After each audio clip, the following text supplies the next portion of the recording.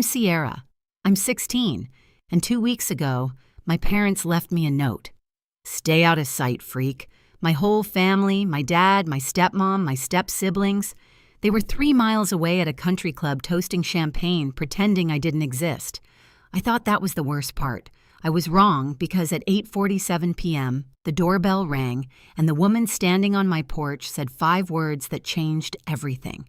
Your father signed you away. What happened after that at the gala in front of 300 people? I still can't believe it myself.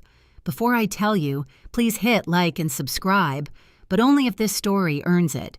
And while you're here, drop your city and your local time in the comments. I always love seeing where you all are. Now let me take you back to the morning of April 12th, my 16th birthday. I wake up to silence, not the lazy Saturday kind where you can hear someone making coffee downstairs or the TV humming through the wall.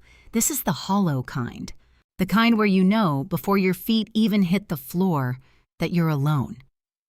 My bedroom is at the end of the 3rd floor hallway. It's the smallest room in the house. No window facing the garden, no ensuite, no walk-in closet. I got moved here when I was 6, 2 years after my mom died, because Chloe needed my old room for her vanity setup. That's what Victoria said. Chloe needs the space, sweetie. You understand? I understood. I walked downstairs barefoot. The kitchen is cold. There are dishes in the sink from last night.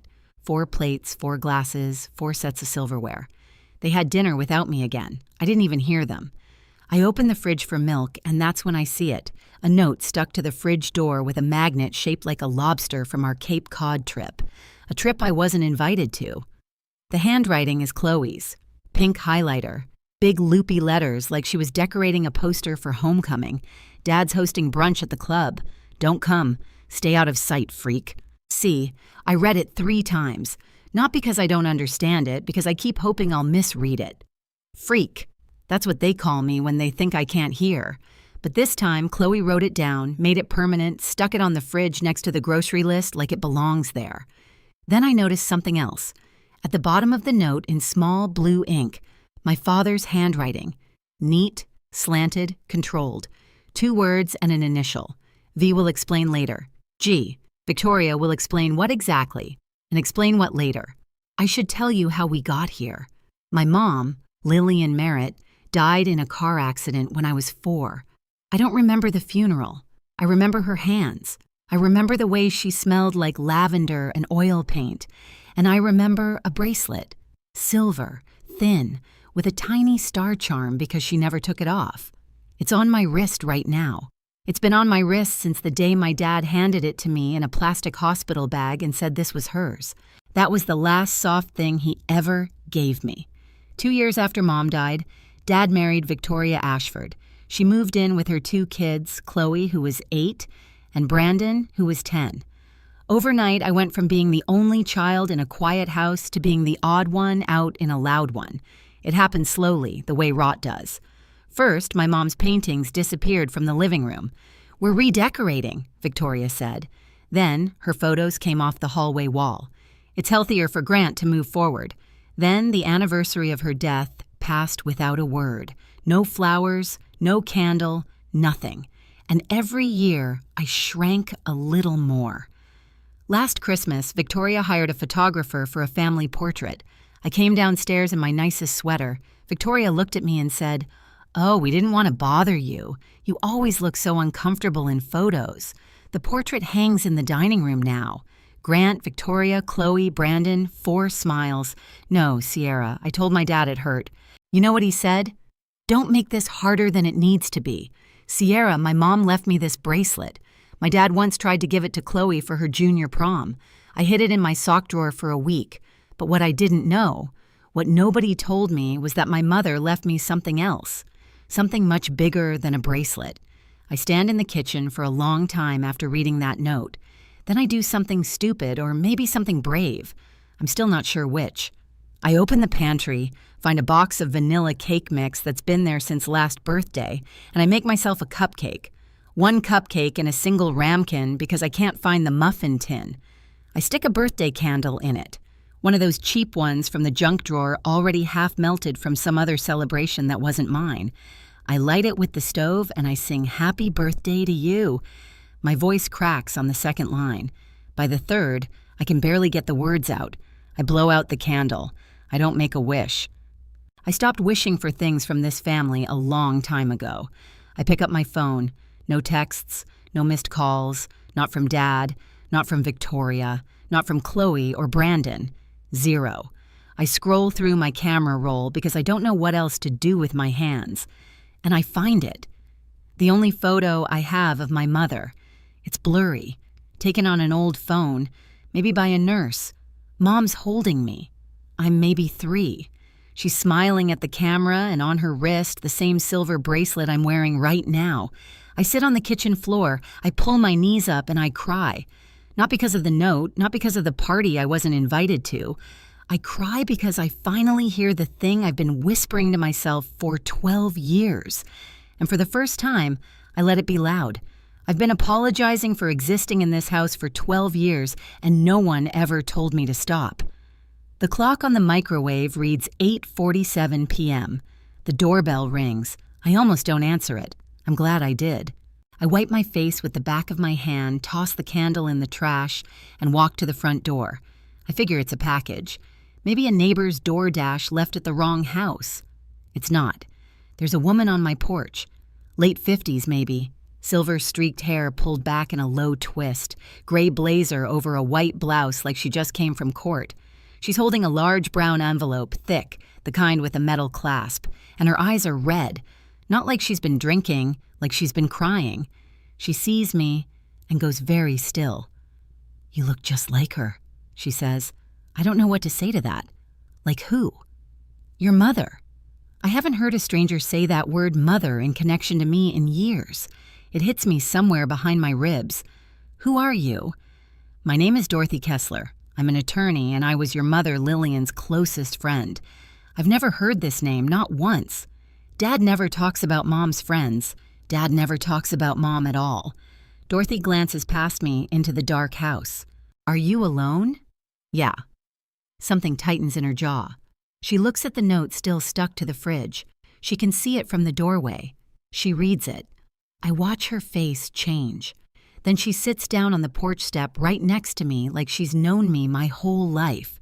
And in a calm, steady voice, the kind of voice that tells you bad news without making you feel small, she says, "Did your father ever tell you about your mother's will?" I shake my head. Your father signed away his parental rights this morning. He filed the papers at 9 a.m. on your birthday. Do you understand what that means? I don't. Not fully. It means legally. He's no longer your father, and that triggered something your mother put in place 16 years ago. We sit at the kitchen table, the same one where 4 plates were used without me last night, and Dorothy makes tea. She moves around the kitchen like she's memorizing it, like she's angry at the walls. How long have you been looking for me? I ask. 12 years. She sets the mug in front of me. Your father changed his number 6 months after Lillian passed, moved from Stamford to Westport, told mutual friends you were at a boarding school in New Hampshire. I hired a private investigator twice. Dead ends both times. So, how did you find me now? Because your father made a mistake. When he filed the papers to relinquish custody, it triggered a flag, a legal alert your mother's attorney set up when the will was drafted. The moment Grant Merritt stopped being your legal parent, I was notified. I stare at the envelope on the table. What's in there? Dorothy opens it slowly. Inside is a stack of yellowed papers with a notary seal, a smaller sealed envelope, and a photograph I don't recognize. This, she says, holding up the notarized document, is your mother's original will. She made it the year you were born. Your father told everyone it didn't exist, but it does. I have the original because Lillian gave it to me for safekeeping. She explains it simply. Mom owned things. The house we're sitting in, a cabin in Vermont, a piece of land in Maine, a trust fund meant for my education, and a collection of paintings from my grandmother's side. All of it was left to me. Only me. Managed by a guardian until I turned 18. That guardian was supposed to be Dorothy. And the house, I whisper. This house? It's yours, Sierra. It was always yours. He just never told you. Dorothy touches the smaller, sealed envelope but doesn't open it. There's a letter in here from your mother, but I think you should read it when you're ready, not tonight. Then she tells me the rest. Grant is planning to transfer all of Mom's assets to a charity foundation, one run by Victoria. The announcement is at the annual gala in 2 weeks. We have 14 days to stop him, Dorothy says, and I'm going to need your help. I sit there for a long time after Dorothy finishes talking. The tea goes cold. Everything I thought I knew about the house, about my mom leaving nothing behind, about being some burden my dad was stuck with, it's all a lie. A 12-year-old lie with paperwork and planning and silence thick enough to bury me in. I've spent 12 years trying to be invisible, I say, and my voice sounds far away, like someone else is using it, because they wanted me to be. I don't know how to be anything else. Dorothy reaches into her bag and pulls out a photograph. 2 young women, arms around each other, standing on the steps of a law school building. One of them is Dorothy, younger, dark-haired, laughing. The other is my mother. She's radiant. She looks like someone who doesn't know how to be small. Your mother was the bravest woman I ever knew, Dorothy says. You have her eyes. She pauses. I think you have her spine, too. I look at the photo, then at my bracelet. The little star charm catches the light. What do I have to do? Dorothy lays it out. Step 1, file for guardianship at family court. She's already submitted the paperwork. Step 2, get the original will authenticated and entered into record, blocking any transfer of Mom's estate. Step 3, and this is the part that makes my stomach tighten. We have to act before Grant signs the transfer at the gala. If he does it in front of witnesses, unwinding it gets 10 times harder. I'll do it, I say. Dorothy nods, then waits because she can tell I'm not finished. But I don't want to destroy him. I mean it even now, after the note, after everything. I just want what's mine, and I want him to look me in the eye when he admits what he did. Dorothy reaches across the table and squeezes my hand. We're not going to lie, Sierra. We're just going to tell the truth at the right time in the right room. The next morning, Dorothy drives me to her office in New Haven. It's a small firm, 2 rooms above a bakery, smelling like sourdough and printer ink. But the filing cabinet she opens is anything but small. 12 years of records. She shows me the property transfers first. My father moved the title on the Westport house 3 times, each time requiring a guardian's signature, each time signing it himself as my legal parent. He shifted ownership into a revocable trust, then restructured the trust, then folded it into a holding entity, layer after layer like he was burying something alive. What about the paintings? I ask. Dorothy pulls out a sale receipt. 3 years ago, Grant sold my grandmother's art collection through a private dealer in Manhattan. 8 pieces. The total is a number I've never seen attached to my life before. Not a penny of it reached me. Then she shows me the one that guts me. An account statement, the education trust my mother set up when I was born. Funded, growing, untouched for years, was drained 14 months ago. Every cent was redirected to a tuition account, not mine. Chloe's, I say, I don't even need to ask. NYU full ride would have been Sierra Merritt's. Instead, it's paying for Chloe's dorm in Greenwich Village. He used my college fund to pay for Chloe's dorm room.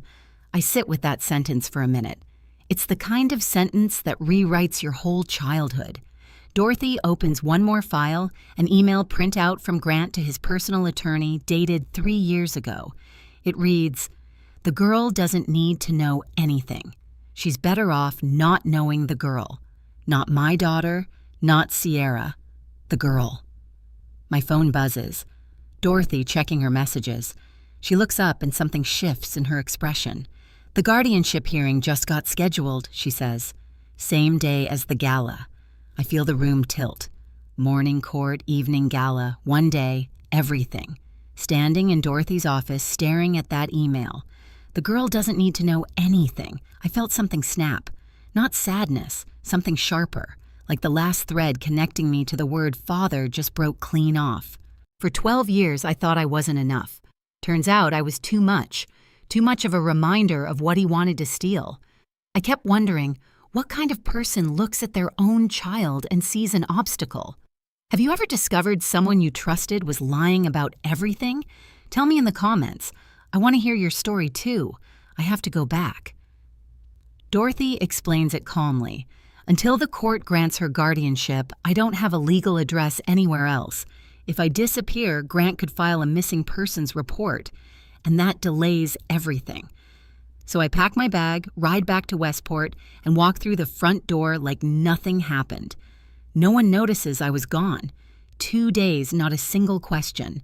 Victoria is in the kitchen when I walk in. She's on the phone laughing, holding a glass of sparkling water. She sees me and covers the mic. "Oh, there you are. Grab me the sparkling water, would you? This one's flat, like I'm the help." I open the fridge. I take my time and I really look at this house I've lived in for 16 years with new eyes. The family portrait on the wall. 4 people. No Sierra. The fresh flowers on the entry table that Victoria orders weekly. Always white peas. Mom's favorite, though Victoria doesn't know that. Or maybe she does. And then I see it. Victoria's hand on the counter. The ring. My mother's engagement ring. I recognize it from the one photo I have. A round-cut diamond on a platinum band with 2 small sapphires. Dad told me years ago it was lost. But there it is on Victoria's finger, catching the afternoon light like it belongs there. My stomach turns on the dining table. A pile of cream-colored envelopes. Invitations. I pick one up. The Merritt Family Foundation Annual Gala. The logo on the front is elegant, a stylized L intertwined with a vine. I stare at it. That's my mother's monogram. I've seen it in her sketchbooks. Victoria took my mother's initial and made it her charity's logo. Chloe breezes past the kitchen. "Why are your eyes red? Were you crying again? God, you're so dramatic." I say nothing. Dorothy's voice in my head. "Don't let them know you know." Not yet. I put the sparkling water on the counter and walk upstairs slowly, like I'm made of glass. But inside, something is hardening. Over the next few days, I become a ghost with open ears. I learned that the gala is bigger than I thought. Victoria's been planning it for 6 months. 300 guests. A string quartet catered by the same company that does events for the governor's mansion. There will be a local councilman, 2 state reps, the president of the Westport Historical Society, and this part makes my chest tight. A reporter from the Fairfield Herald doing a feature on Connecticut's most generous families. I hear Victoria rehearsing her speech in the bedroom one night. The door cracked open. This foundation is Grant's way of honoring Lillian's memory by giving her legacy to the community. I press my back against the hallway wall and close my eyes. She's going to stand in front of 300 people and say my mother's name while signing away my mother's things. That night, I call Dorothy from the bathroom with the shower running for cover. 300 people, I whisper. Press politicians. Dorothy is quiet for a moment then. That's not honoring her memory, Sierra. That's laundering her assets through a charity they control. She confirms the timeline. The guardianship hearing is set for 10 a.m. on the day of the gala. Gala starts at 7:00 p.m. If the judge rules in our favor in the morning, Dorothy has the legal authority to act by evening. What if the judge says no? I ask. The silence lasts 3 seconds. It feels like 30. Then we lose everything. Your mom's house, the trust, all of it goes into that foundation. And getting it back could take years, if it's even possible. I hang up. I sit on the edge of the bathtub. The shower is still running, filling the room with steam. 300 people will watch Victoria steal my mother's life, unless I stop it. Then I hear footsteps in the hallway. I freeze. Through the gap under the door, I see a shadow. Someone standing, listening. The shadow moves. I crack the door. Brandon is walking away. He glances back once, expression unreadable, and disappears into his room. Did he hear me? 5 days before the gala, Victoria takes Chloe to Neiman Marcus for a dress fitting. I know because I hear them leaving, laughing, keys jingling, the garage door rolling open. Nobody tells me. Nobody asks if I want to come. This is the rhythm of the Merritt household. Things happen around me. Never to me, never for me. That evening, Chloe comes home with a garment bag slung over her arm like she's carrying a trophy, black floor-length gown. She hangs it on the back of her door and leaves it open so everyone in the hallway can see it. At 9 p.m., Victoria knocks on my bedroom door. She does the thing she always does, leans against the frame, head tilted, voice laced with synthetic concern. "Sweetie, the gala is a family event. Important people will be there. I think it's best if you stay home. You'd just be anxious the whole time. I'm doing this for you." "Actually," I say, "I was hoping to come." Her eyebrows lift, just barely, a ripple in the mask. "Honey, I don't think you have anything appropriate to wear, and honestly, these events aren't really your thing." From the hallway, Chloe's voice.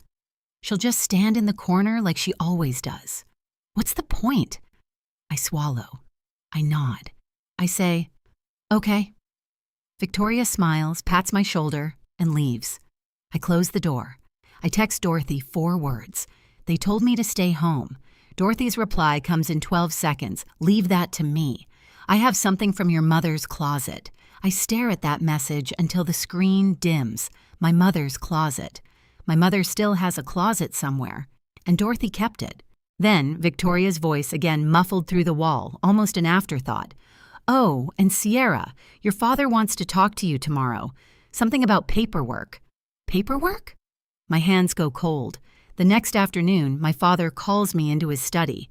It's the first time he's looked directly at me since my birthday. He's behind his desk, oak, massive, the kind of desk that says I make the decisions in this house. There's a glass of scotch at his elbow, half empty. "Sit down, Sierra." I sit. He starts with a voice I haven't heard in years, soft, paternal, like he's auditioning for a role he forgot the lines to. "I know things have been difficult. I want you to know I'm doing what's best for you. What's best for me." The words land like stones. "I found a school, Phillips Academy, out in Massachusetts. Excellent program, small classes. You'd start in the fall. A boarding school. A fresh start." He leans forward, hands clasped. "You'll be happier there, Sierra. Away from all this." Away from all this. He means away from what he did. Away from anyone who might ask questions. Ship the girl to Massachusetts. Sign over the estate at the gala. And by the time school starts in September, there's no Sierra in this house. No Sierra on the paperwork. No Sierra at all. I look at him. Really look at him. The graying temples, the pressed shirt, the faint tan from the club. He looks like a magazine ad for fatherhood. And it's all surface. Every inch of it. He reaches across the desk and puts his hand on my shoulder. "Trust me. I'm your father." The words come before I can stop them. "Are you?" His hand stiffens. His eyes narrow. I recover fast. Are you sure this is the right thing?" He pulls back, nods, smiles. That smile. I used to think it was warm. Now I see it for what it is. The smile of a man who's done the math and decided you're not worth the cost. "You'll love it," he says. "I promise." I stand up, and as I pass his desk, I see it. A stack of documents in a manila folder half hidden under the Financial Times. The logo on top, Merritt Family Foundation. Below it, in bold, asset transfer agreement, and a date, the night of the gala. I pull out my phone in the hallway, hands trembling. I photograph the folder through the study door, and I send it to Dorothy. Saturday, 4 days out, I tell Victoria I'm going to the library. She doesn't even look up from her phone. Dorothy's office looks different now. The bakery scent is gone, buried under paper and coffee. A whiteboard hangs on the wall with a timeline drawn in red marker. Dates, names, arrows, and a single circled word at the end, gala. "Here's where we are," Dorothy says. She walks me through it like a general briefing a soldier. Morning. The guardianship hearing at Fairfield Family Court. Dorothy will present the original will, the relinquishment papers Grant signed, and the photographic evidence of the asset transfer agreement. If the judge rules in our favor, Dorothy becomes my legal guardian, effective immediately. That gives her standing to block the estate transfer. Evening. If we have the ruling, we attend the gala with a certified court order freezing all assets of the Lillian Merritt estate. If Grant signs the transfer anyway, it's void, and if he tries to stop us from entering 300 witnesses, a reporter from the Herald, and a court order, he won't. Then she does something that makes the room go blurry. She opens a closet in the back of her office and pulls out a garment bag. Inside is a dress, cream white, vintage with delicate lace at the neckline.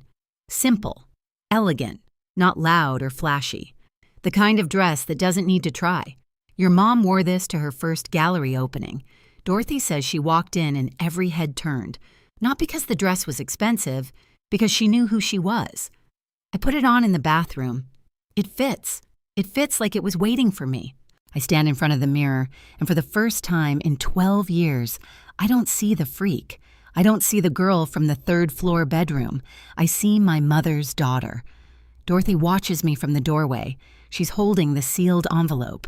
Mom's letter. Read it when you feel strong, she says. Not before. I nod. I'm not ready yet, but I will be. 2 nights before the gala. I'm in the kitchen at midnight drinking water, going over the plan in my head for the 100th time when the light clicks on. Brandon, he's in sweatpants and a wrinkled t-shirt, hair messy, like he couldn't sleep either. He stands in the doorway for a second, then walks to the fridge, grabs a water bottle, and sits down across from me. We don't talk. We never talk. In 12 years, I can count our real conversations on one hand. Then he says quietly, I know you're planning something. Every muscle in my body locks. I heard you on the phone last week in the bathroom. He peels the label off his water bottle, not looking at me. I didn't tell Mom. Why not? He's quiet for a long time then because what they did to you on your birthday. That note Chloe wrote. I saw her write it. I was standing right there and I didn't stop her. He finally looks up. I should have. I don't know what to do with this. 12 years of nothing. And now, at 12:15 a.m. in a kitchen that technically belongs to me, he wants to have a conscience. I don't know what you're doing, Sierra, but whatever it is, be careful. My mom fights dirty. I hold his gaze. I know she does. He stands up, starts to leave, then stops, hand on the doorframe. There's something else. Mom has a lockbox in her closet under the shoe rack. She told Dad it's jewelry, but I've seen her open it. It's not jewelry. It's papers. My pulse spikes. What kind of papers? I don't know, but she checks it every time something legal happens in this house. He turns to leave again. One more pause. One more thing. Don't trust the charity lawyer, Richard Ashford. He's Mom's cousin. Then he's gone. The kitchen light hums. I sit there, heart pounding, staring at the ceiling.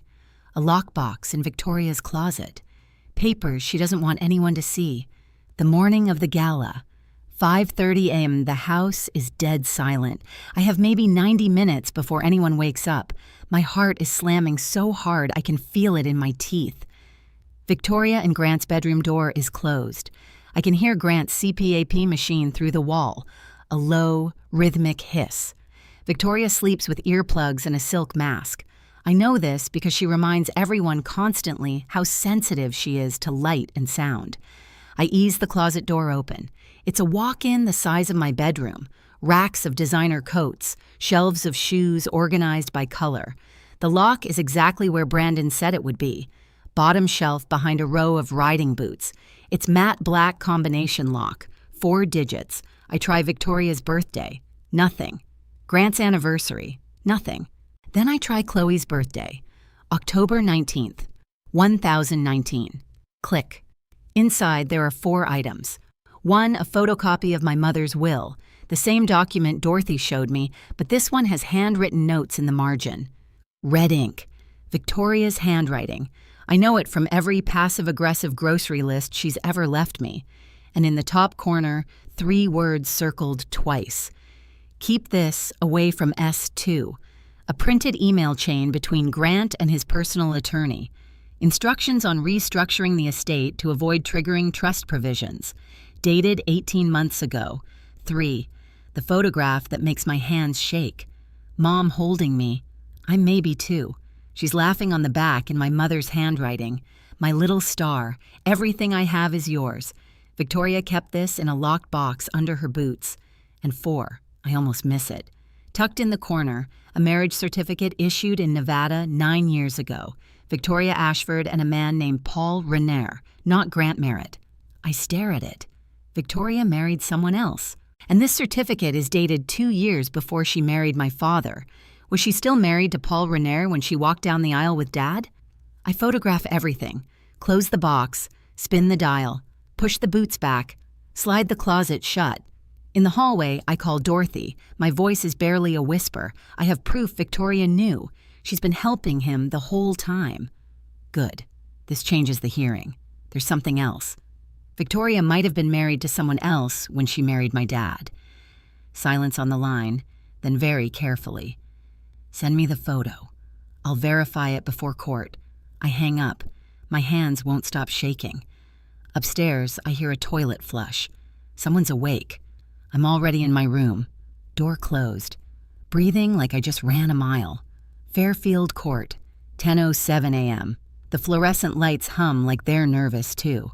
I'm sitting in a wooden chair next to Dorothy, wearing jeans and a clean blouse. Nothing that draws attention. Dorothy told me to dress like a student, not a plaintiff.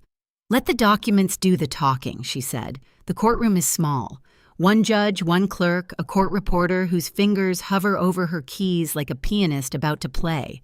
Judge Patricia Holloway enters. She's in her 60s. Silver glasses, no-nonsense posture, the kind of face that's heard every lie in the state of Connecticut and isn't impressed. Dorothy presents our case. She's calm, precise, unhurried. The will, the notary seal, the relinquishment papers Grant signed on April 12th, the photocopy from Victoria's lockbox with the red ink note. Keep this away from S. The photograph of the asset transfer agreement dated tonight. The judge reads every page. She doesn't rush. Then the door opens. Richard Ashford, Victoria's cousin, the foundation's lawyer, walks in. He must have been tipped off. He argues that the will is outdated and the estate has been lawfully restructured. Dorothy doesn't flinch. She presents the chain of custody for the original will, notarized, stored at a registered trust bank. Never contested, never revoked, never superseded. Judge Holloway removes her glasses. She looks at Richard Ashford for a long moment, then at me. I knew your mother, young lady. She clerked for me 30 years ago. A pause. She was meticulous, and this will is airtight.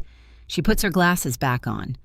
Guardianship is granted to Dorothy Kessler, effective immediately.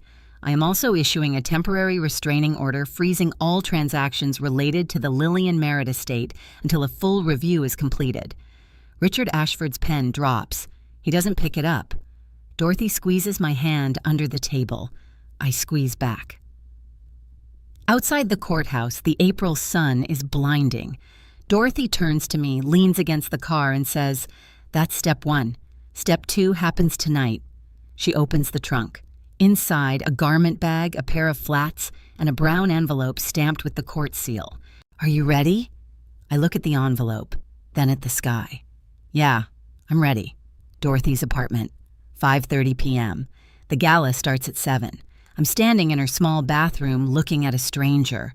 The dress, Monique's cream white dress, fits like a second skin.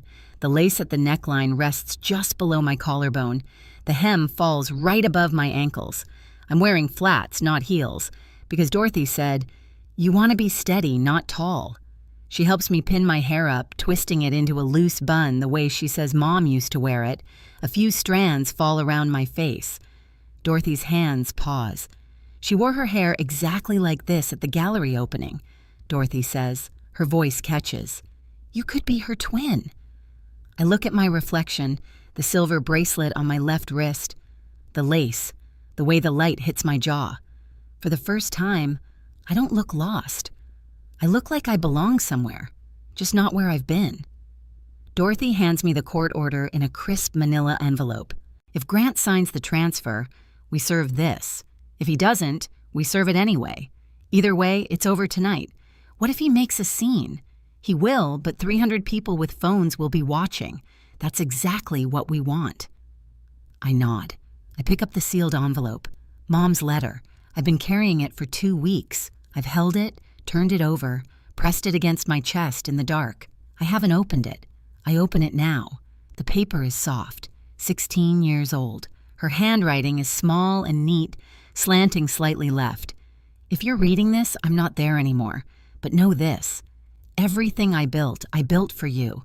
Not for anyone else. Not for your father. For you. If anyone ever makes you feel like you don't belong, remember you are the reason I stayed up every night planning. You are enough, my little star. I fold the letter. I press it to my lips. On the drive to the country club, neither of us speaks. The sun is going down, painting the sky orange and pink over Long Island Sound. The car stops. I can hear the music from the parking lot. Jazz, something smooth and expensive.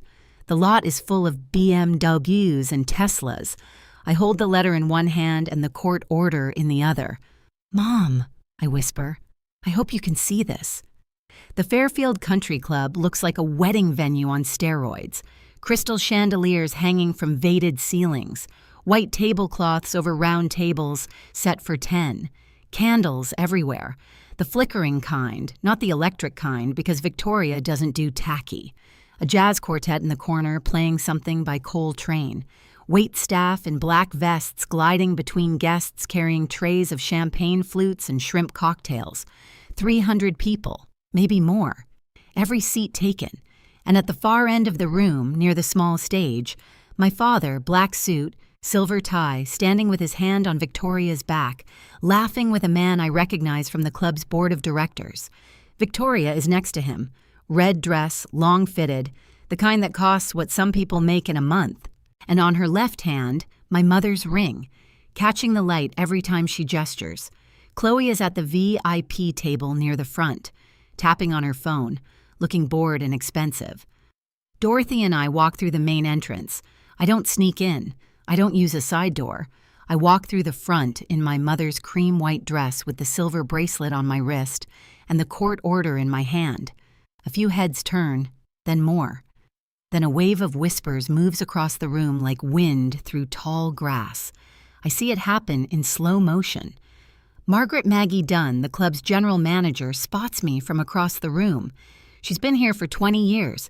She worked for my mother. She sees the bracelet. Her hand goes to her mouth.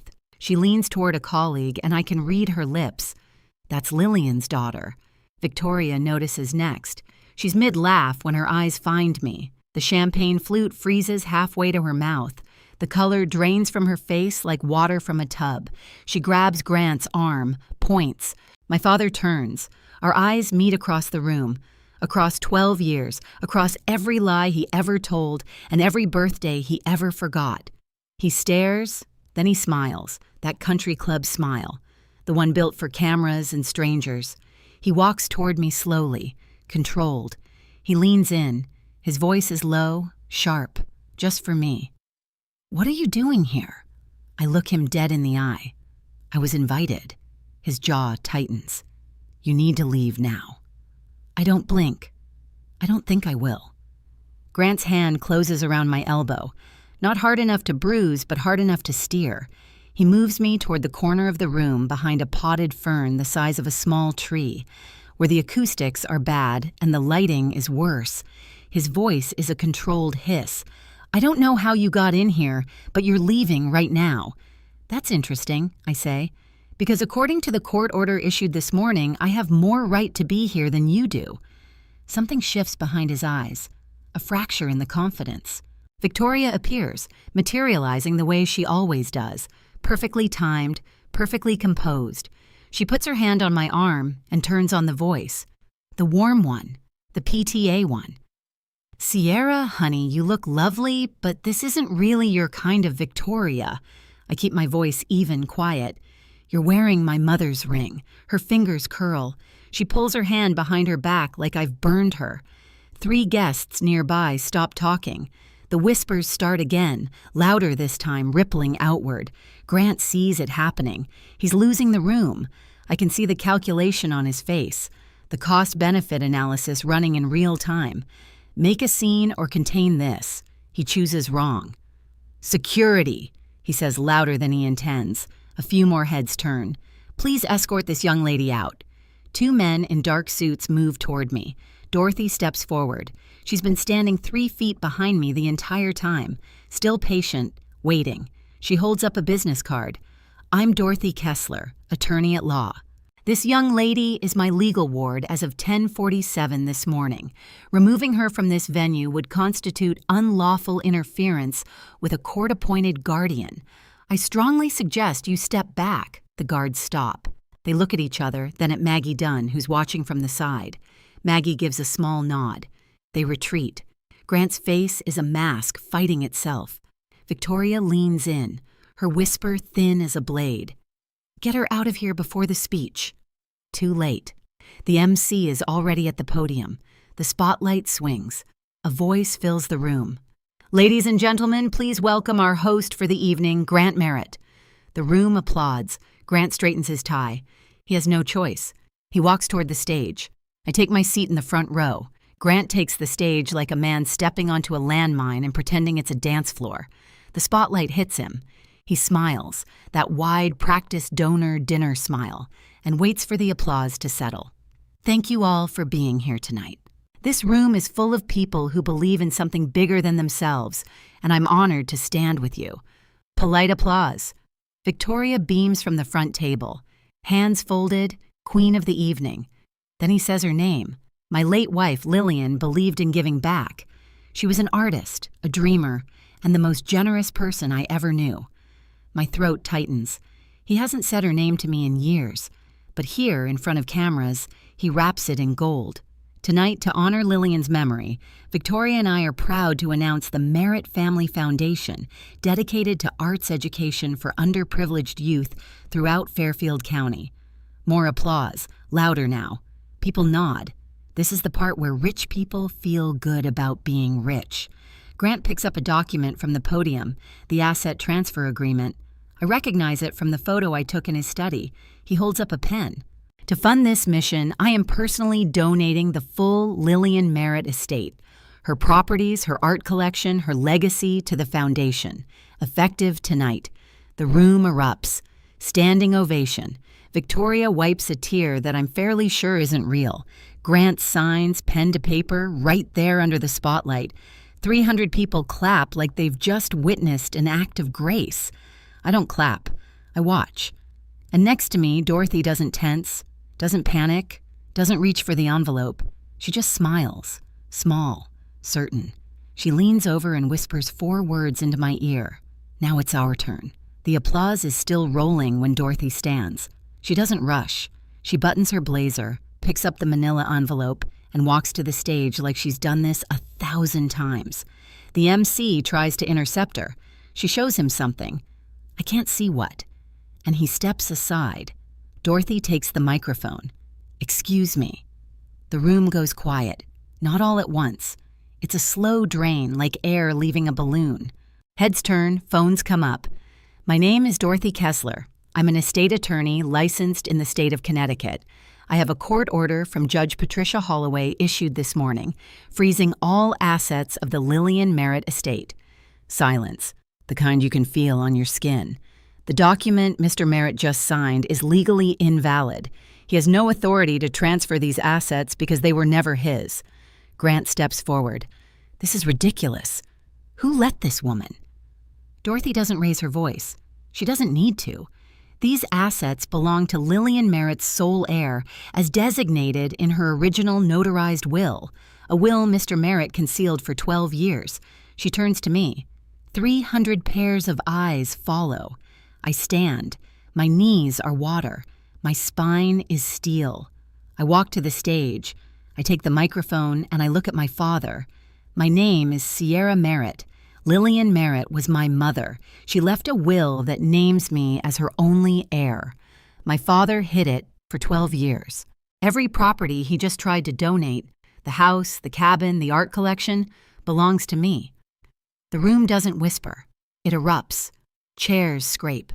Gasps cascade from table to table. A camera flash goes off. Then another. Grant grabs the microphone stand. She's a child. She doesn't know what she's. I don't let him finish. You signed away your parental rights on my 16th birthday.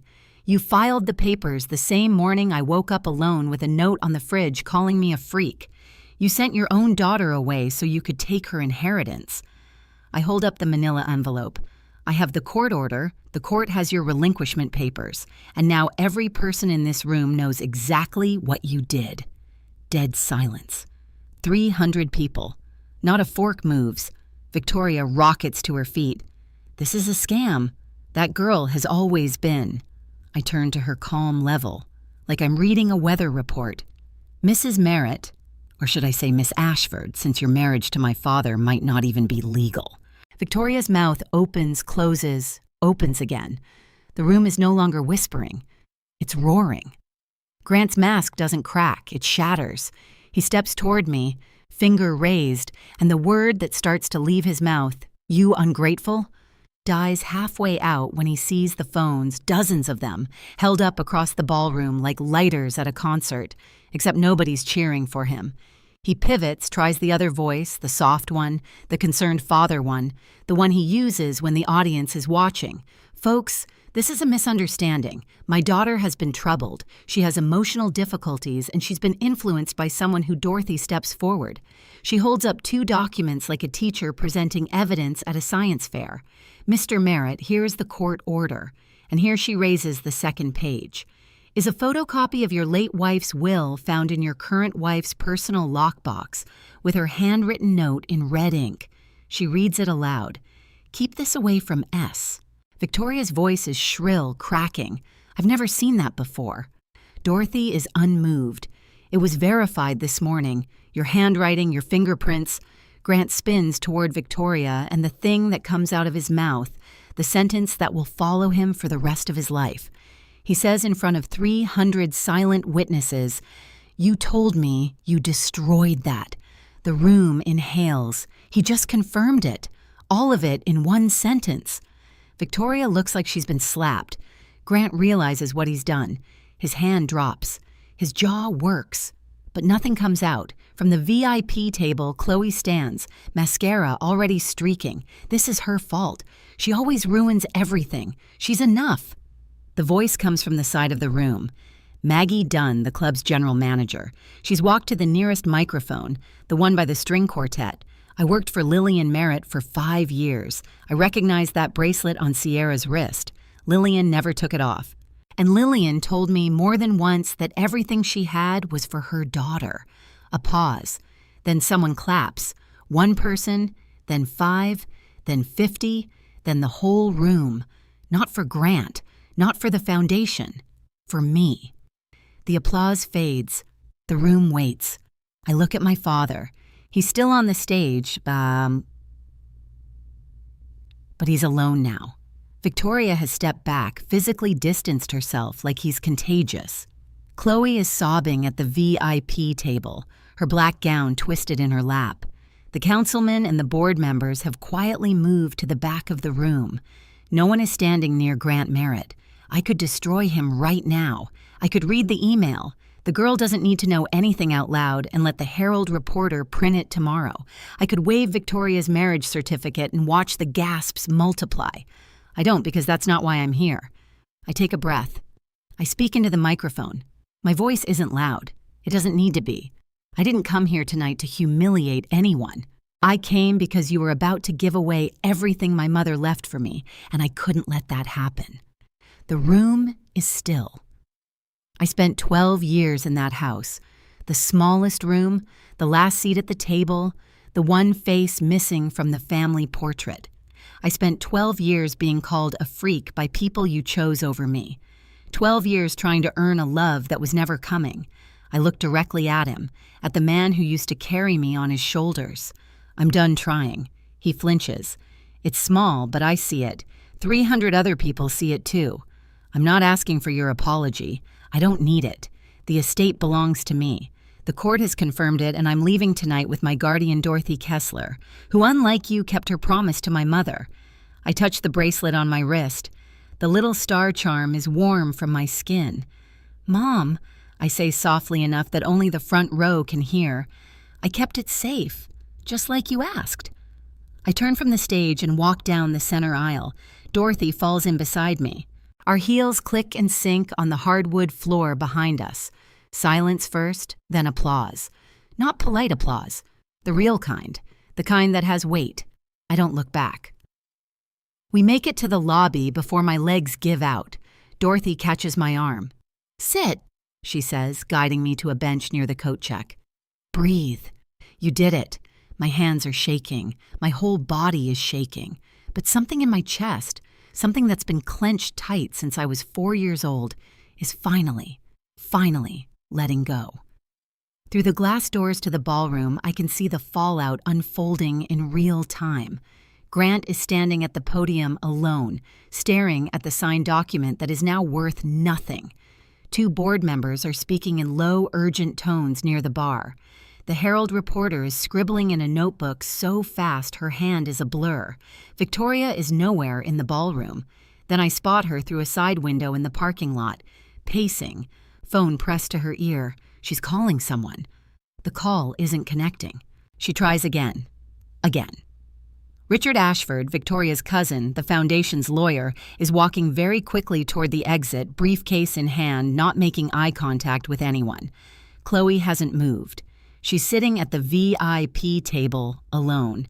Mascara tracks down both cheeks, staring at her phone like it holds some answer. It doesn't.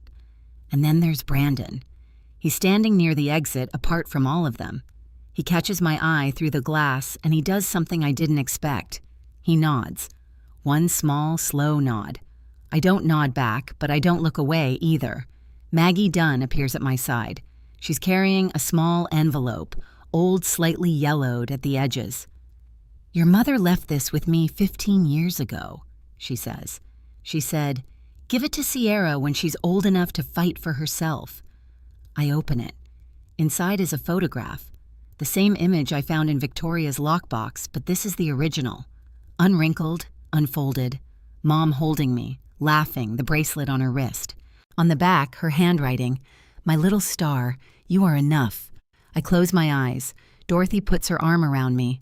"Let's go home, Sierra." That moment, walking out of that ballroom with 300 people watching, I won't lie, my knees were shaking, my hands were shaking. I think even my voice was shaking, but something inside me was steady. For the first time in 16 years, something inside me was steady.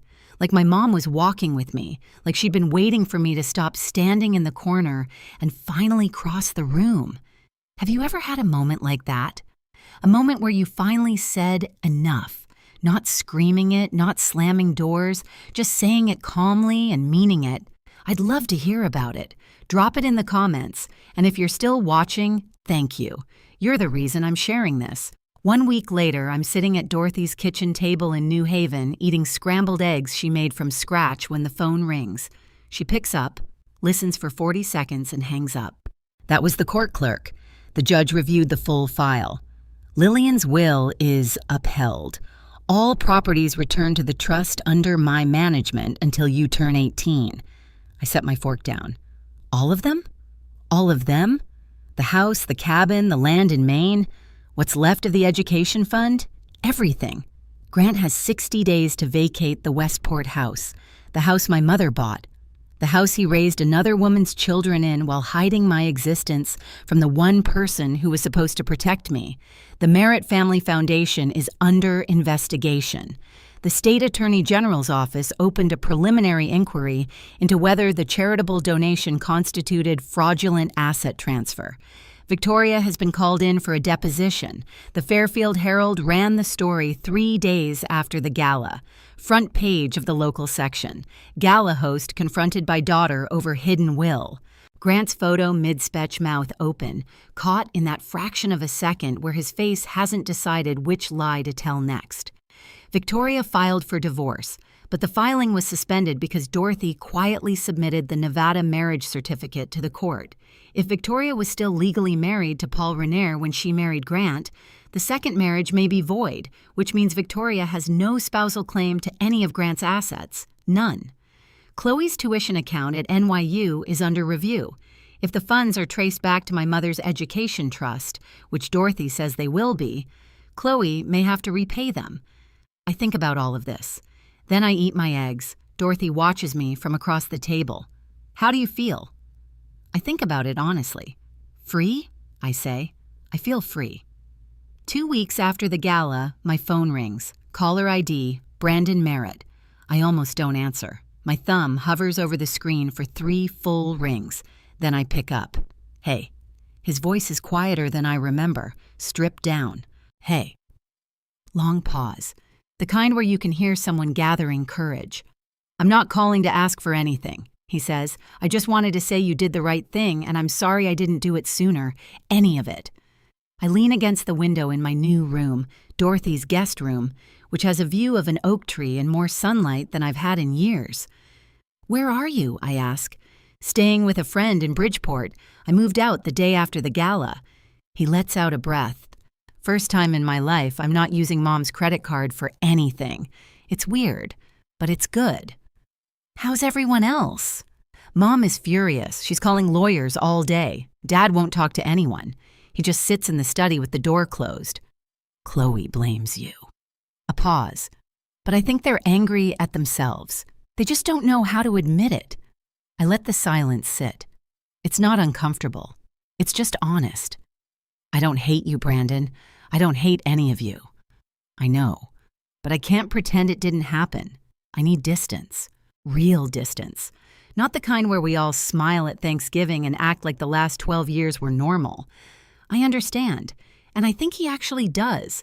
If you ever want to talk, no pressure. You know how to reach me. "Same goes for you," I say. "But I'm not coming back to that house. I wouldn't ask you to." We hang up. I sit by the window for a while. The oak tree sways in the wind, and the late afternoon light makes everything gold. I'm not sad. I'm not happy. I'm something in between. Something I think might be peace. A month after the gala, Dorothy hands me an envelope that arrived through her office. "From your father," she says through his attorney. I open it at the kitchen table. The stationery is thick. Grant Merritt's personal letterhead, cream-colored, embossed. Even now, he can't stop performing. I read it once slowly. "Sierra, I hope you understand that everything I did was to protect this family's reputation. Your mother's estate was complicated, and I made decisions I thought were best. I wish you hadn't made this public. It didn't need to go this far." Grant, I read it again. No mention of the note, no mention of the 12 years, no mention of the word freak written in pink highlighter and stuck to the fridge like a grocery reminder. No mention of my birthday, no mention of the bracelet he tried to give to Chloe, or the education fund he drained, or the email where he called me the girl. Not one word of apology. "Are you going to reply?" Dorothy asks. "No." I fold the letter along its creases neatly the way he'd want. He's still performing. Even in a letter, he's performing. Dorothy nods like she expected that answer. I open the drawer where I keep Mom's letter and set Grant's beside it. I don't rip it up. I don't burn it. I don't throw it away. I just put it down and I walk away because that's what you do with things that no longer have power over you. You set them down. Then I notice something else inside the envelope wrapped in tissue paper at the bottom. My mother's engagement ring, the round cut diamond with the 2 sapphires, the one Victoria wore to the gala. No note, no explanation, just the ring. I hold it up to the window. It catches the light the same way it did on Victoria's finger, except now, for the first time, it looks like it's home. I slip it on. It fits. Mom's letter, Mom's dress, Mom's bracelet, Mom's ring. Piece by piece, she's coming back to me. 6 months later, I'm sitting cross-legged on the floor of Dorothy's apartment in New Haven painting. Not anything good. I'm still learning.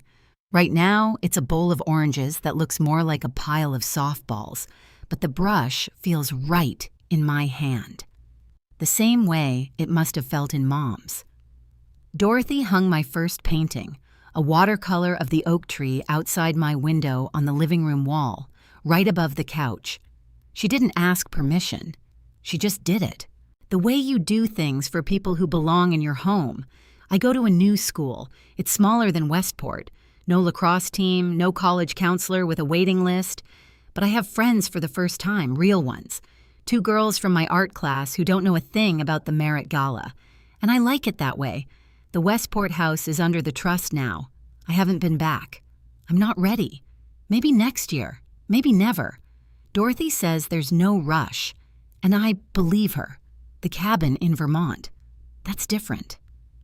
Dorothy and I drove up last weekend. It's small, tucked into the Green Mountains with a porch that faces east, so you get the sunrise.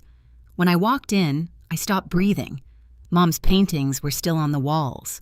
Grant never came here. He never touched this place. It was like stepping into a room she'd just left. Her brushes were still in a coffee can on the windowsill. Her hiking boots were by the door.